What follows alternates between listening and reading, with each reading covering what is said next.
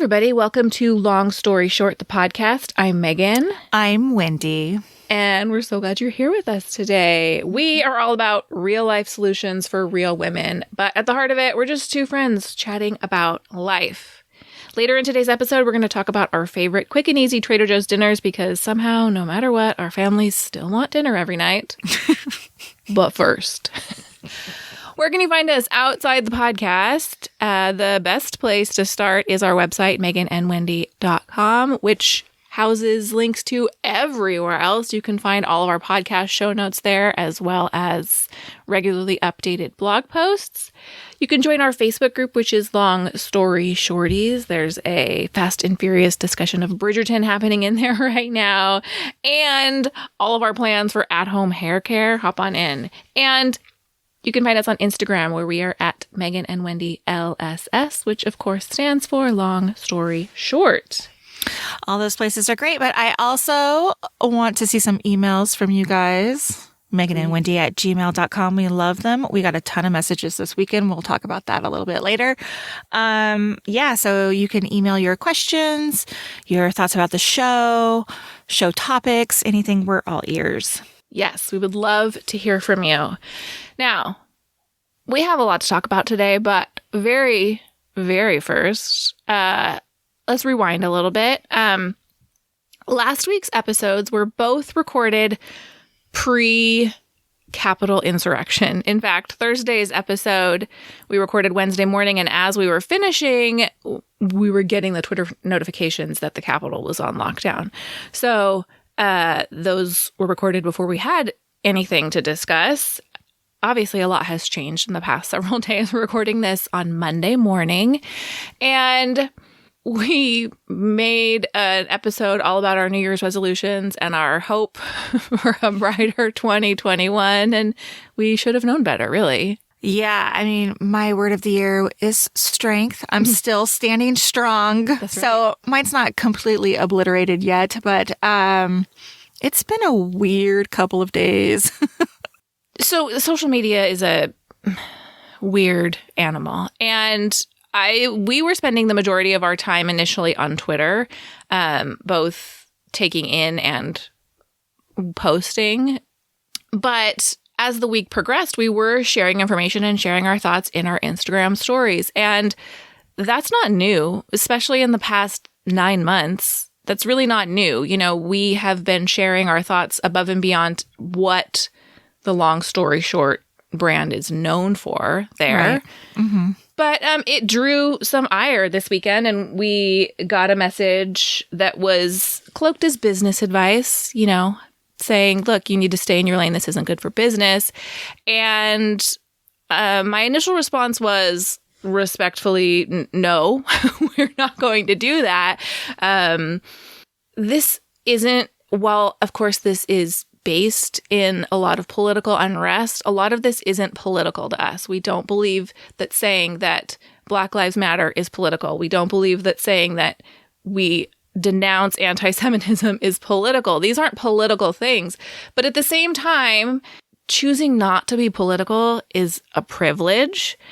We're trying really hard and not necessarily experts in speaking out and doing the right thing.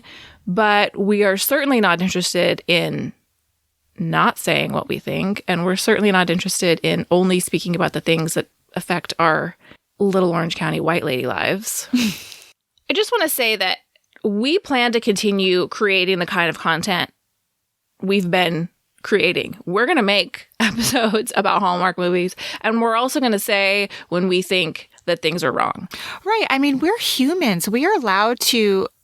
This is what made me so mad about that message was like, she was telling us we had to be boxed into this, you know, idea, our brand was at risk. And I just thought like, that is so ridiculous because from go, we have always been who we are. We've always been our true selves, right? Even if we're whatever, our feelings on See's Candy or M&Ms or, you know, back in the day when we were doing all that stuff. But we've always been true to ourselves and our opinions. I think that's what works best for us, and what the feedback that we've gotten is that we are organically us.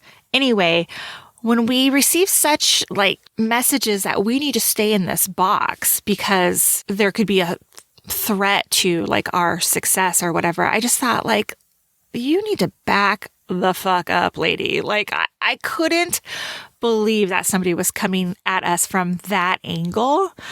If you're not liking what we're saying or posting or have opinions on, keep scrolling. We are interested in hearing feedback from our community. But one thing I said is we value our community. We value the conversations that we have, but we do not value it to the point at which we're willing to keep it at any cost. We're not going to talk specifics about the message we got, but I thought that our response to her was, like you said, it was respectfully, no, we're going to use our platform for how we see fit. And then she just unloaded. She obviously had an agenda. And it was clear that she was unhappy because our politics don't fit her politics. Got a ton of supportive messages. And I would imagine we also had some people see themselves out, and we recognize that there are consequences for the things you post on social media, both positive and negative. And sometimes people decide that they're not a good fit for you. And we have made that decision, you know, individually about people that we follow as well. That's just the way it works. So there it is. In much, much lighter news, a great thing is happening on Instagram. I actually think it's TikTok. I think you're right. It was originally TikTok and then reshared to Instagram because that's where I've seen it. Do you guys know the broccoli casserole song? I sing it all day long. Stop it. Do you really? It's so catchy. She stole my broccoli casserole recipe. Oh, Caroline, oh, keep my name out of your thin mouth. What did Caroline do? Her she stole my broccoli casserole recipe 8 years ago. I claimed it was hers. She claimed it was hers. Okay. It has a really great beat to it. It does. That's the thing, is he's actually talented. Oh no, he's like a legit musician. I did some research on him. His name is Lubalin. It's Lubalin. He's a Canadian artist. He actually released an album in late 2020, which I found a video on. He had a video for a song called Don't Know, and it's really good. It's really good. So it's kind of funny that he has these like, you know, internet drama songs too, especially this broccoli casserole one. Have you watched the other one? I did. Something about a phone call or a text message or something. Yeah, it's like a selling something online, like a text exchange. But the funny thing about that one is his facial expressions are so good. Look, of course, we're going to leave a link to this in our show notes. Do yourself a favor and click through to these videos because they bring me so much joy. Yeah, I wish he could make a song for the message we got this weekend. That would be hilarious. So recently we've been talking about our small town dreams, and I can't remember if we talked about it on a Hallmark episode or we did. It's the conversation began because you were enamored with the coffee carts in Taking a Shot at Love. Yes, a coffee cart. And you guys want to open a ice cream shop? No, not you guys. Your husband. My husband. What do you want to do? Have no such dreams of working in food service ever. Because I have the utmost respect for people that do what is, I think, mostly a thankless job. And quite frankly, like my idea of moving to a small town is to have this quiet, slow life. And, you know, working a coffee cart is early in the morning job, but I like the idea of our side-by-side businesses. So do I. Well, I like the idea of our side-by-side houses with our connecting backyards. With our joint podcast studio. So this all came up again this weekend because Megan had found somebody on Instagram who has a fountain soda machine in their house.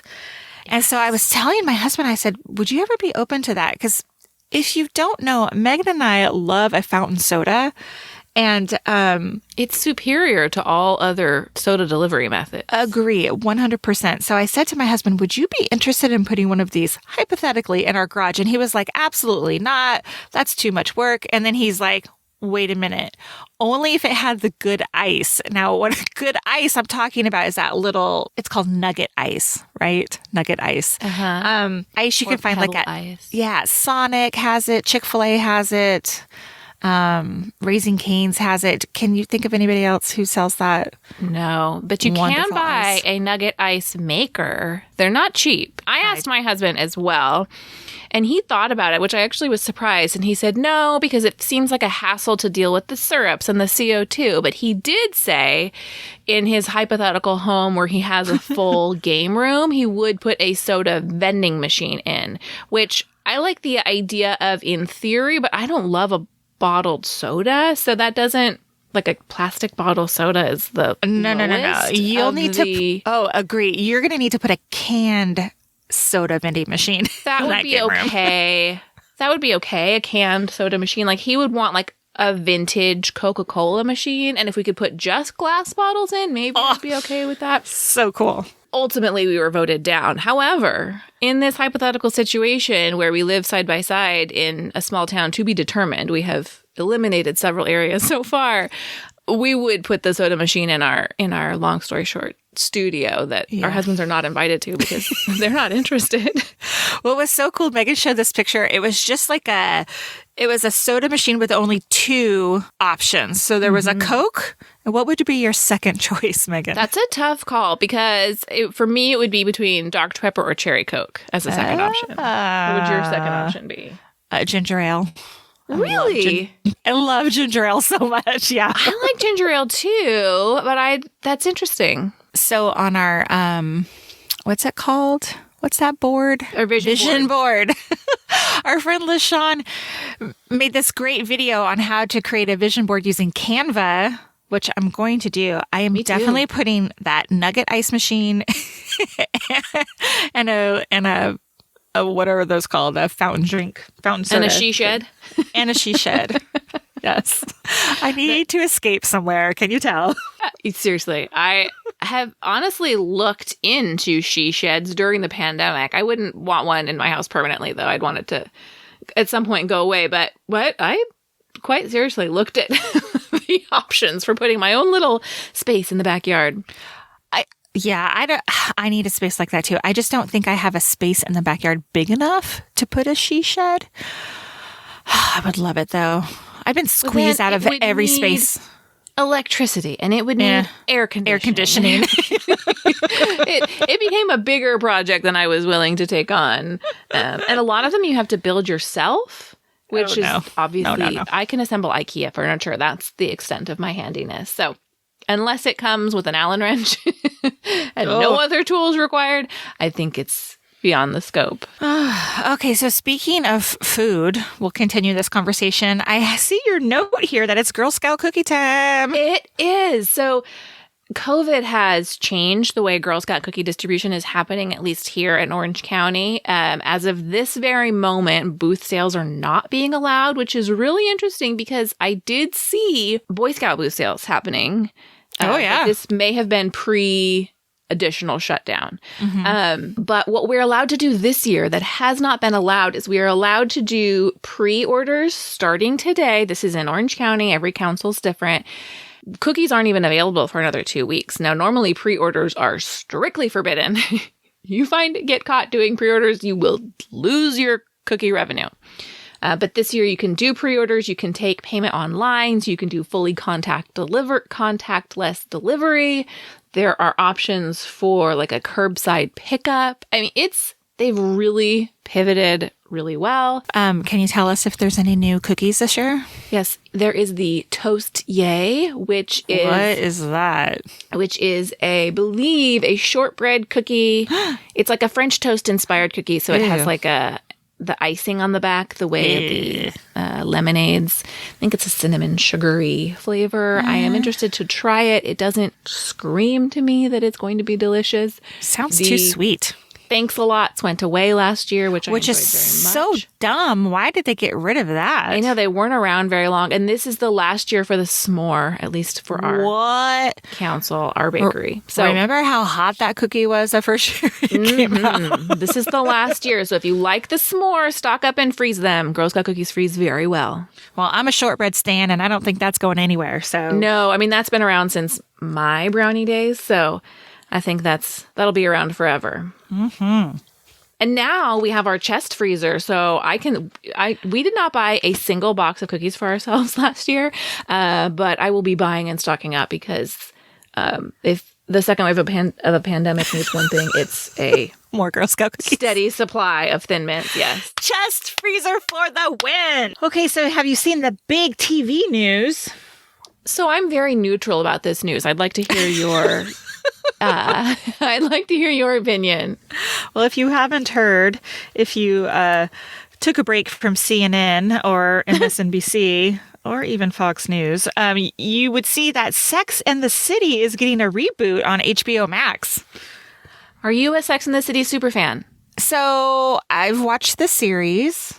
Yes. I've seen the movies. Yes. Do I need this show to come back is the big question. I really, like I said, I felt neutral about it like you. I watched it. I've seen the movies. I'm not the kind of person who's constantly doing a rewatch. I haven't seen every episode multiple times. Mm-hmm. I'm fine with it coming back. Did I hear that Kim Cattrall is not returning? Not returning. Will I watch it out of curiosity? Sure, at least an episode. Me too. Yeah, it's back for 10 episodes in the first season. I don't know if they've committed to more than one season, or if it's one season at a time or what, but it's 10 episodes. I'm really curious of the people who are listening to us, if you have opinions about this, if you were excited. I saw many people celebrating this news, and I really didn't have a reaction. Other than, You know, it's funny. At first I started thinking, like, do I want to watch a bunch of women in their 50s navigate? I mean, are they dating? Are they married? What? And then I thought, yeah, I think I do because I'm close to that age-ish. And maybe I do want to watch women of a certain age on my TV because there's certainly not that demographic on TV. I think I am kind of interested in seeing what they do. I'm certainly curious. I'm not going to be creating a countdown chain to the premiere. No, I'm really curious how they're going to navigate Samantha not being, because that show has always been about the 4 core friends, right? Yeah. Are they going to kill her? Well, she did have breast cancer at one time during the series, so maybe they do just kill her off. I think. All right. And with that, we're going to take a quick break and we'll be right back to talk about food.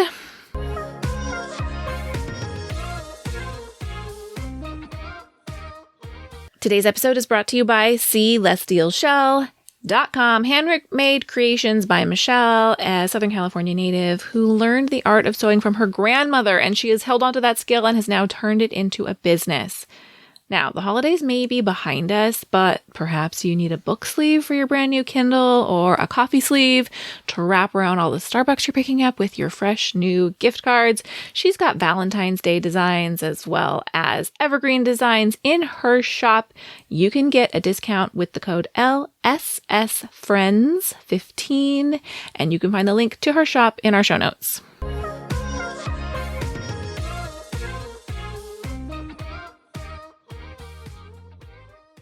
All right, friends, welcome back. And it is time to talk about dinner. Wendy and I are always looking for dinner solutions. And we mentioned a while back that one thing we're doing in that regard is we are both Home Chef subscribers. And Home Chef is kind of part of my dinner solution. It like takes the burden off of me a couple nights of the week. Yep, 100%. So that's why I really like it. It's kind of like, okay, I've got 2 nights of the week. I do it every other week, just, I don't know, for variety. And right now through the end of January, you can get $90 off if you're a new customer. So there's a link in our show notes if you want to try it out. We are both paying customers. But another thing I like to have in my arsenal are easy dinners, things that I know that I can turn to that are just a handful of ingredients. And one of my favorite places for things like that is Trader Joe's. Mm-hmm. So we each have 3 meals that are kind of staples that we keep in our back pocket that we're going to share with you. We would love it. If you have a Trader Joe's staple that you would share with us, send it to us in an email and we'll share it with everybody so we can create an ongoing list because we could all use a little bit of help. I'm already looking at Wendy's list and I'm excited. Are you? I am. Okay. You want to go first? Sure. Mine is so easy. The first one is the broccoli and kale slaw kit. It is like a pre-made salad kit. It's in the salad area. Megan, have you ever had this salad before? Yes, I love it. But I'm seeing your note. Keep going. I can't wait. This is genius. Are you sure? I'm not talking about like the pre-made lunch that is like no, in the bag, and then you add, like, you shake it all up. Yes. So broccoli and kale, it has dried cherries and dried blueberries, slivered almonds, sunflower seeds, and it has this amazing dressing. Now, you can find a similar bagged salad in any grocery store, but we have found that the Trader Joe's one is superior to all the others. We make this probably once a week during the summertime when we're grilling because we make this salad and a grilled steak. Boom, dinner done. Delicious. I love the idea of that with a grilled steak. One of my favorite salads in a restaurant is a tri-tip salad, which obviously is very similar. Yes, girl. And so easy. And you could throw any protein, like grill a chicken, grill some tofu, like whatever your protein of choice is and toss it on top. I do think the steak is the superior choice here, but so easy. And my daughter even loves this. This is her favorite salad to eat. Like there's 3 of us, and I think one of those salad kits maybe feeds 3.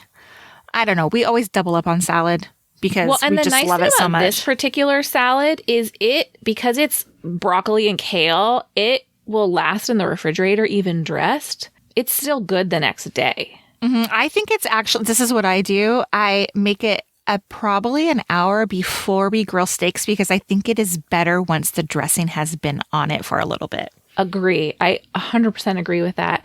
And if you wanted to make it super easy, you could add like the Trader Joe's Just chicken, like the pre-grilled chicken, and just toss it in there. And then you've got a 2-minute meal. Totally. I mean, that's a great lunch. If you're looking for lunch ideas, that's an excellent lunch idea. All right. Tell me about yours. What is your number one? Our number one staple in our house, always have it, is the Trader Joe's Orange Chicken. It is a family favorite. It's frozen and, it's everyone knows what an orange chicken is, but we pair it typically with their frozen Jasmine Rice, but you have options there. They have a frozen brown rice. Microwavable rice in a bag is the greatest invention of the 20th century. It makes your life so easy. We always keep the Jasmine Rice in our freezer as well. You could also, if you prefer, there's a frozen fried rice that you could make. And there's a lot of ways to add to this. I mean, you could just throw a frozen broccoli that you steam in the microwave. We often also buy the Trader Joe's pot stickers, and I cook those up alongside the chicken. So the orange chicken plus the pot stickers plus a veggie. Now, the instructions on the bag simply say to warm the sauce through and pour it over the chicken. No. You want to put the sauce in a saucepan on the stove, once you've cooked the chicken, add the chicken to that, and then kind of let it heat and keep stirring, and it caramelizes the sauce a little bit. It gets that nice, sticky orange chicken sauce. 100% worth the extra step. So we eat that all the time too. I do mine a little bit differently. First of all, sometimes I cook the chicken in the air fryer. I was wondering if you're going to say that. Yes. Yes, girl. Way better. It's delicious. Yes. Yeah. The other thing I do is I do warm the sauce in a saucepan. If I cook it in the oven, I will then pour the sauce over the chicken, coat it really well, and then put it back in the oven for just a little bit to kind of get that like sticky sauce texture as well. Yes. I like your idea too. The other thing that I add here is my husband doesn't like to eat carbohydrates really a whole lot. I know that you're eating a fried orange chicken, but instead of rice, he likes the cauliflower fried rice. Okay. It's frozen. I feed it to my daughter. She has no idea she's eating cauliflower. It's pretty bomb too. We like that a lot too. All right. What's next?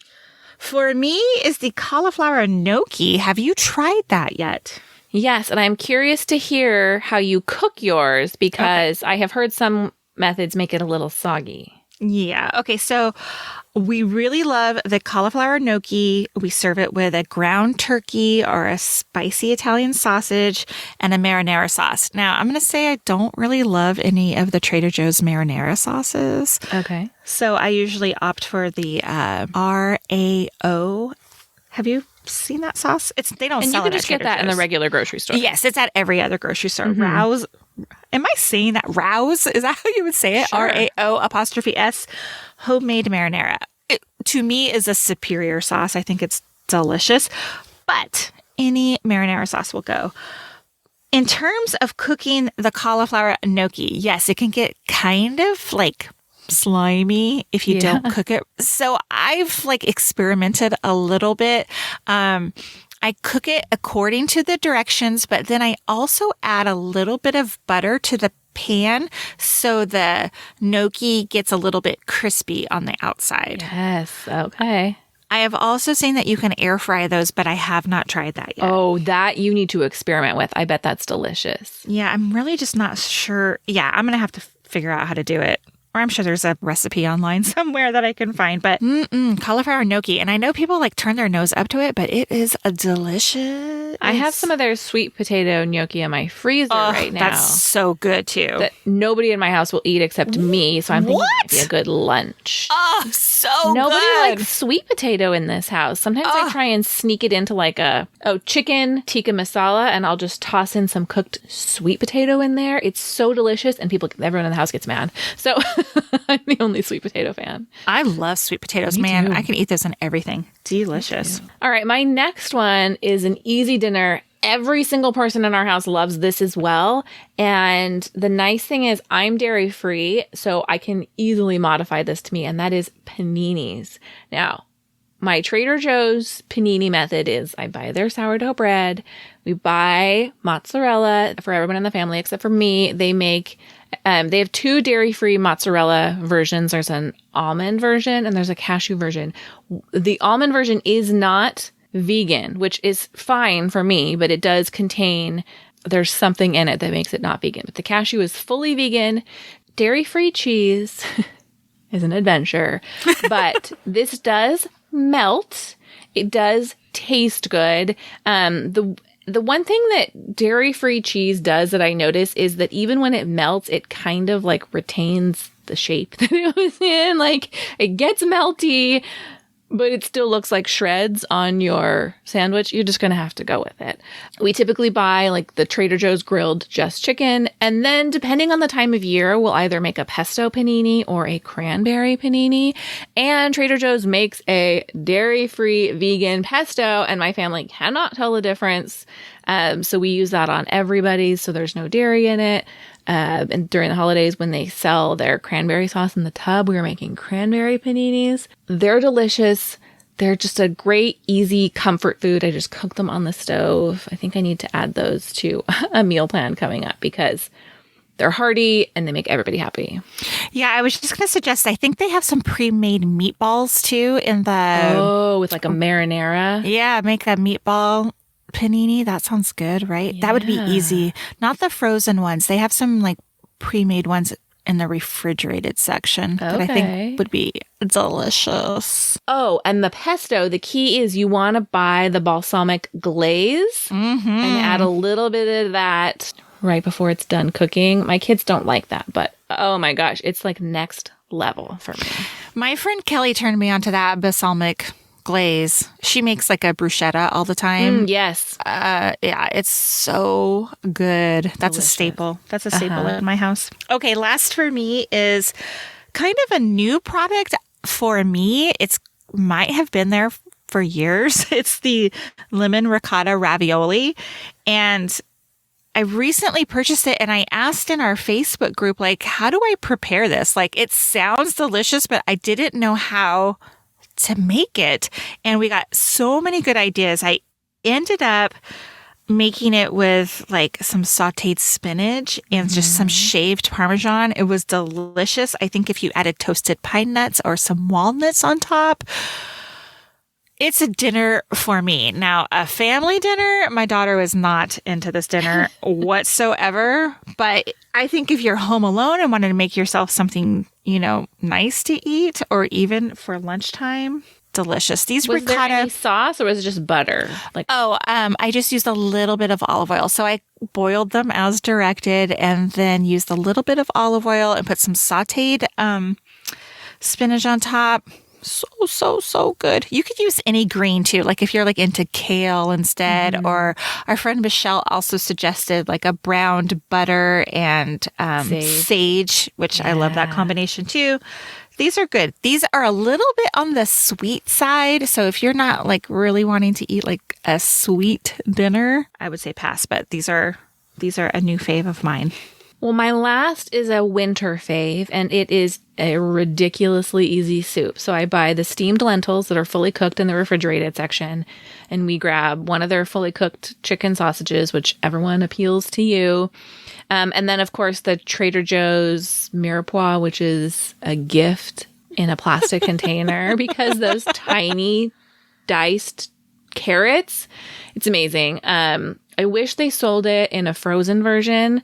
Some grocery stores sell a frozen Mirepoix. I have not been able to find any that carry it here. So anyway, that is a gift if you like making soups. I just saute that in a little bit of olive oil and add a little salt and pepper, and then I just kind of toss everything in. So I do a little chicken stock, add the lentils, add the sausage closer to the end just to warm it through, and then I just add a squeeze of lemon juice at the end. It makes it taste so fresh. It's delicious. It's easy. It's fast. It comes together. It's really hearty. We love it. Your whole family will eat that? My kids will kind of pick around the lentils. They're not soup fans, I will be honest. But I am, and my husband is. So sometimes that's just what dinner is, and they kind of make do. Oh, maybe. That sounds so delicious with a baguette. Yes. Yes. And Trader Joe's has those half-baked baguettes, and you just toss them in the oven. You have this crispy bread straight out of the oven. It's one of my favorite meals. I mean, I feel a little bit bad making something my children don't love, but the reality is they don't love a lot of dinner. So sometimes it's hey, this is food. Yeah. Eat you it. Get what you get, and you don't throw a fit. Correct. Question, why can't you just toss that Mirepoix? Is that how you say it? Why don't you put that in a freezer bag and put it in the deep freezer? Why can't you do that? I would think there's absolutely no reason you can't do that. That's a great idea. I'm going to do it. I'm going to buy 4 next time and freeze them, because it is no different having a company freeze it in a sealed bag. Exactly. I'm doing it myself. Yes. Doing it. All right, if you have other Trader Joe's dinner suggestions, drop us an email. Let us know in our Facebook group. We would love to chat. Make everyone's life easier. And we will be right back with Megan and Wendy Approved.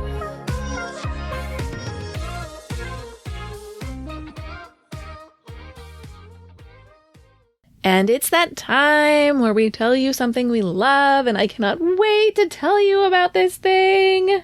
Okay, I'm going to let you go first then, since you're that excited. I am that excited. So I have been building up my wardrobe of comfortable clothes, and I have multiple pairs of joggers from Old Navy. I believe I have 4 different styles, and I enjoy all of them for different reasons. However, I have a pair that brings me so much joy when I put them on that I have to tell you about them. And they are, don't worry, we'll leave this in the show notes because the Old Navy item descriptions are very wordy. They're the mid-rise, ultralight French terry jogger yoga pants for women. Whew. Okay, let me paint a picture for you. Do you recall the fold-over cropped palazzo pants of our younger days that are a jersey material? Yes, I do. So that's what these call to mind. And I realize you're thinking that's not an endorsement, but here's the thing. The material is incredibly soft. It's very light. So if you live in a colder climate, they're not going to keep you warm. But I'm already thinking to that transition to when things get hot and I get mad, that these might actually be a great transition, indoor pant to wear. They're not they're not slimming. There's no compression in the waistband, but they don't feel like they're falling down all day long like the old fold over pants. They do have a fold over waistband, and they come in two different versions. They have a cargo, which I am not into. I don't need a big pocket on my thigh. I did not buy the cargo version, but they do have pockets. And then, of course, they have the tapered ankle, which technically is what makes them the jogger. You want to size down. That's my experience with all Old Navy joggers. Size down. But if you're looking for, they're so comfortable. They're so soft. They bring me joy. I've worn them 6 or 7 times, and I've owned them for 10 or 12 days. So I highly recommend them. Do you wear these to bed? No. You don't sleep in these? You absolutely could, but I don't because I want to be able to wear them during the day, and I don't want to ruin them. Oh my gosh. I'm reading the reviews right now, and there's a ton of great reviews, but one of them's like, the crotch was down to my knees. You need to size down. Correct. Correct. They have a little bit of that harem pant feeling to them when you look at them. Did you leave this review so soft? I want 5 more pairs, Megan. I didn't, 9 days ago. I could have. I only own the black, so I can't speak to what the other colors. They have a ton of colors. Yeah, the reviews are really good on this. We'll leave a link to the pants. Now I'm going to have to go out and get me some. It's because the pull-on pants are my go-to right now, if I'm being quite honest. Indeed, me too. So for my Megan and Wendy approved, I have a movie. Oh. It is available on Amazon. It is called The Sound of Metal, and probably not a movie you would like, Megan. It's about a drummer named Ruben who is rapidly losing his hearing, and he's also a recovering addict. So the threat of losing his hearing could affect his sobriety. It's really good, and it stars a British actor named Rizz Ahmed. Do you know who that is? I don't. Maybe if I saw his... Oh, so handsome. Oh, I'm looking. Okay. He was also in a show on HBO called The Night Of back in 2016, which I highly recommend if you haven't seen. It was a series. Yeah, it was really good. It's really slow, but it's really good. So if you are down for watching a good movie... And it's streaming where did you say? I'm sorry? Amazon. Yes. And there is even talk that this could be an Oscar contender. Like one of those, what is that called? Quiet Horse? No, what is that? Dark Horse. One of those dark horse movies that you haven't heard anything about, especially because it came out in 2020. So you didn't see it anywhere. It was really excellent. I loved it. If you guys want to know more about what we're watching, movies we like, let us know. Leave us a comment. Send us an email. We could do one of those shows in the future, I think. We just finished up the new season of Cobra Kai. Did you guys watch that yet? So we started it last night, and then I didn't watch the first 2 seasons. What? I know. So my husband watched that. Oh, my husband watched them, and I kind of saw what was happening, but he watched it mostly without me. But then I started watching last night, and then we watched a few episodes, and then we had a medical emergency with our dog, so I had to go to the emergency vet. And when I came home, he was on episode 8. Oh, Jesus. Because they're short. I think they're only 30-minute episodes. Yeah. So I kind of know what's going on. He's got to be close to the end. You got to go back and watch season 1 and 2. They're so good. Well, and I'm hearing that people aren't liking season 3 as much as the first 2. It's not as good, but there's some nice surprises in it. Yeah, the teenagers are stressing me out. I was telling him how awful they are to each other. I was like, this is not enjoyable for me. It just stresses me out to watch terrible. All they want to do is just kick each other's asses all the time. Yes, and they're so mean. I'm like, God, my kid goes to high school next year, and I'm just imagining these Cobra Kai kids attacking him in the hallway. Yeah, I told my husband, I go, this is my least favorite part of this series. Is the kid angle. Give me the Ralph Macchio and I think his name is William Zabka. I want that story. So in the spirit of finishing Cobra Kai, we did go over and watch the first Karate Kid this weekend. And I fell asleep at one part, and I told my husband, I go, just make me up when they get to the All Valley competition, because that's the only part I wanted to see. I've never seen Karate Kid. What? Oh my God. What is happening? Okay. We're going to have to talk about all this again in a future episode. All right, everybody. Thank you so much for listening to this episode. As always, we love a rating. We love a review. It makes us so happy and it helps people find us in iTunes. We will be back on Thursday with a bonus episode where we will be discussing a New Year's resolution, part of the Hallmark New Year, New Movies series in January. And we will have a special guest with us on that episode. So come back then and we'll see you soon. Bye. Goodbye.